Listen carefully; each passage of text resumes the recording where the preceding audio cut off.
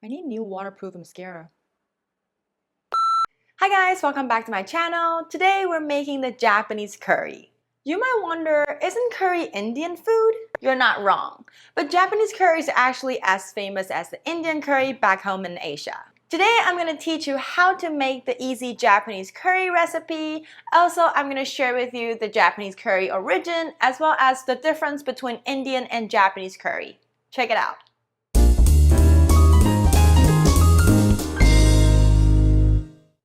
Hi new friend, this is Erica right here. I'm a Taiwanese citizen currently living in America. Cooking and traveling is my passion, so I'm here to share with you my favorite Asian recipes.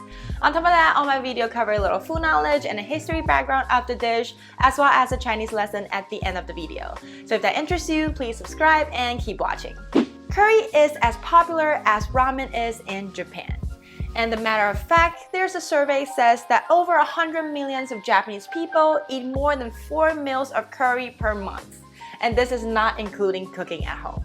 So how does an Indian cuisine from 6,000 kilometers away become so famous in Japan?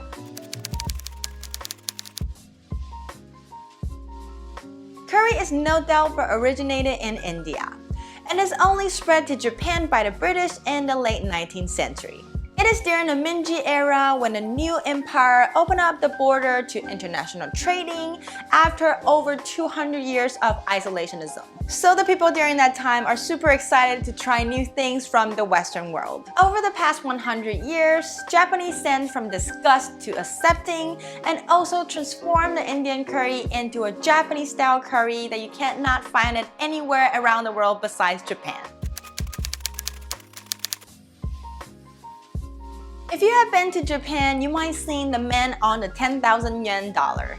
He is an important philosopher called Fukuzawa Yukishi. His theory of leaving Asia and entering Europe led an important cultural foundation for the Meiji Restoration. But the first person in Japan that tries the curry and describe it as a sauce with weird stink is actually another guy called Kenjiro Yamagawa. He is one of the first students that gets sent to the US by the Meiji government to learn the Western culture.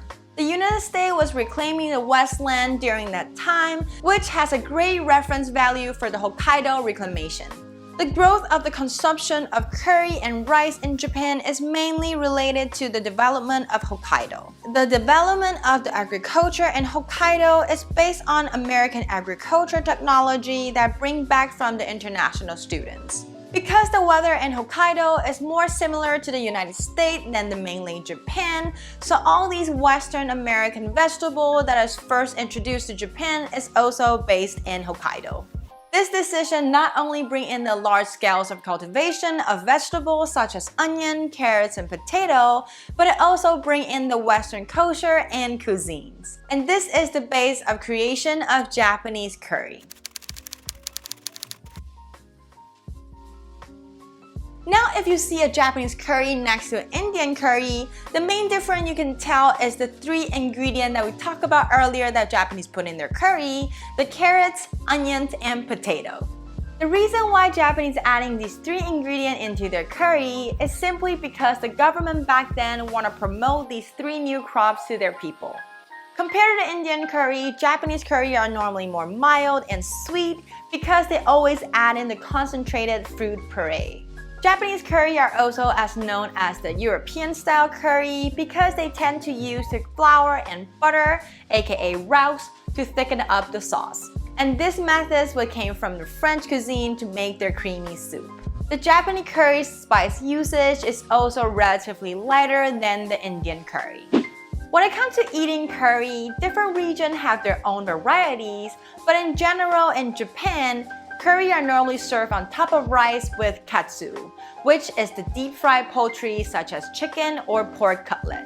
And also, Japanese curry can be used for the soup base such as udon noodle or ramen noodle soup, and this is pretty different from the Indian curry as well.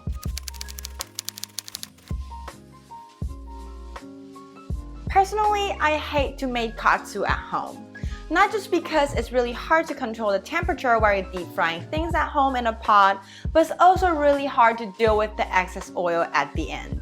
So the Japanese chicken curry that we're making today fixed the problem. This is a very popular Japanese homemade dish that they put the chicken straight into the curry instead of deep frying it and put it on top of the curry and serve it like that. It is not only healthier but also very easy to make. And of course, if you're a vegan or vegetarian, you prefer there's no meat in it, you can totally just ignore the chicken part and use my exact recipe. Now we learned the difference between Indian and Japanese curry. And what is Japanese curry?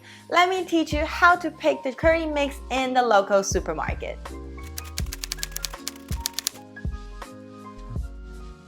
There are many different brands of Japanese curry mix that you can see in the market nowadays, but I want to share with you a few ones that I really tasted and love, which is the S&B brand and the House Food brand. You can find these two brands of Japanese curry mix all around the world, and they also have the English packaging that you can see in the Western supermarket. Even though each brand said they have their unique recipe, but the consistency and the flavor are pretty similar in general. On the packaging, you can see that there's different spiciness level that you can pick, but in general, Japanese don't eat as spicy as Chinese or Korean, so if you can handle a little bit of spiciness, Japanese curry will be totally fine for you. But if you're cooking for kids or you prefer the sweeter taste of the curry, you can pick this style, which is the sweet flavor. It's called gankou in Chinese. But if you like a little bit more spicy, you can pick the medium spicy, which is 中辛, or the spicy flavor, the 辛口. But the reason why I always buy the most spicy ones is because Japanese curry spiciness is really nothing to me. Besides the curry mix that we talked about earlier, you can also find the instant curry bag in the supermarket. These type of curry are always pre-made and most of them contain a little chunk of carrots or potato diced in them. All you need to do is to heat it up over boiling water and then open it up, pour it on the top of your stable and calling a day. This is a great option if you're in a rush or you're just trying to make bento box for your kids. Also, if you never had Japanese curry before and you just want to have a little taste, you can choose this as well. Because normally the instant Japanese curry are served in 1 serving per box. Compared to the curry mix that's served in 10 to 12 serving per box, this is probably easy for you if you never tried it before. But I do not recommend you to use this instant curry bag to cook with more ingredients because of the consistency of this kind of instant curry is pretty thick, so if you overheat it, it's really easy to get burned. Now we already learned all we need to know about this Japanese curry. Let's get into today's cooking, shall we? Here are the ingredients that we'll need for today's Japanese curry. First, we'll need some chicken. I choose a chicken thigh. You can also use chicken breast if you want, and I cut it into a little bite size. Besides the chicken, we also need the 3 signature Japanese curry vegetable, which is carrot, potato, and onions. And because we're gonna braise it for a while, so I want my onion to not melt down too much, I cut it to pretty big. A big white onion, I cut into around 12 slices, so each one is around this thick. And for the potato, I also like my potato to be pretty big, but it doesn't have to be a certain size, just your preference. But since we're gonna cook it for a little bit longer, so don't cut it to too small or you're gonna melt it all down. And besides the 3 vegetables, I also like to add in some sugar snap pea at the end as well as baby corn. I just think it's prettier and it tastes better. I love baby corn. And for the curry mix today, I got the S&B brand and I choose the hot one because I like it spicy. It's not really spicy to me. When you open up the box, you can see that there's 2 blocks inside. Today, I'm only using 1 because each one is for around 4 to 6 servings and that's all I'm gonna make today. I'm gonna save the rest for next time. And also we'll need some honey because the brand that I bought today is not the apple honey flavor and I really like the honey and also make the broth a little more thicker and have the extra sweetness in it, so I add a little bit of this later. And we also will need the vegetable oil and some water. And as usual, the exact amount will be in the description box down below. Prepare a wok or a pan that is deep enough for making stew and add oil and chicken in the pot, then turn on the heat. We want the chicken to be juicy and tender in the curry but not crunchy or dry. So adding in oil and chicken before heating up the pan will slowly cook the chicken and also let the surface of the chicken coated with the layer of oil. Constantly stir fry the chicken with the medium heat and make sure it's not thickening on the bottom. Wait till the chicken surface all turn white, add in the diced carrot. Stir fry for a little bit so it's evenly coated with oil and then we can add in our onions. We want to stir fry the onion until it turns a little transparent and shiny with oil. Then you can add in your potatoes. Stir fry the surface of the potato with oil can reduce the chance of potato falling apart in the stew. Even though different type of potato have different effects, this is the easiest way to keep the potato soft and also keep the shape sharp. Stir fry till the surface and the edge of the potato turn a little shiny and transparent, and also the onion will start softening up. It's time to add in the water and honey. Some brands of curry brands already have the honey in the ingredients, especially the honey apple flavor and the other sweet flavors. But if you get a spicy package like me today, it's good to add in a little honey to enhance the flavor. Wait till it starts boiling, turn the heat to simmer, and cover it up for 15 minutes. When the time is up, open up the lid and use a chopstick to test the potato. If you can poke through the potato pretty easily, that means the potato is fully cooked through and the carrots and onions should be done as well. And turn off the heat. It is time to add in our curry mix. Gently mix in the curry blocks until it's all melted. It might take you a little bit of time, so if you want it to be faster, you can also chop your curry blocks into smaller pieces.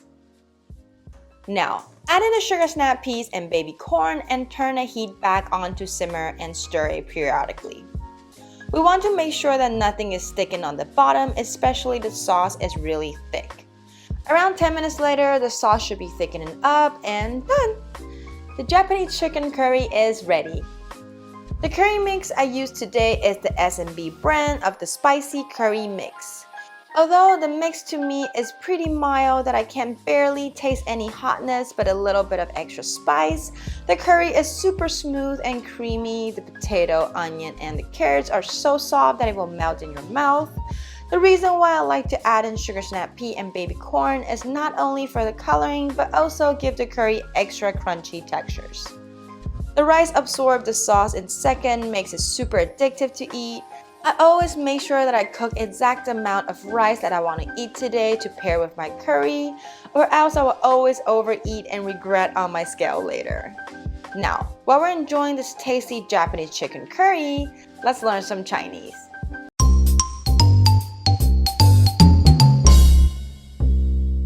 The word of the day today is 日式咖喱鸡, Japanese chicken curry. The first two characters we learned before is the Japanese style. And the next two characters is the curry in Chinese, 咖喱. And also the last word we learned before is the chicken. So Japanese chicken curry is 日式咖喱鸡. Thank you for cooking with me today. Let me know if you like the recipe by giving this video a thumbs up. It's only going to take you a second, but it means a lot to me. I make a video on YouTube every Thursday, so remember to hit that bell and you'll never miss out. Last but not least, don't forget to subscribe to my channel if you haven't already, and I'll see you next Thursday. Bye!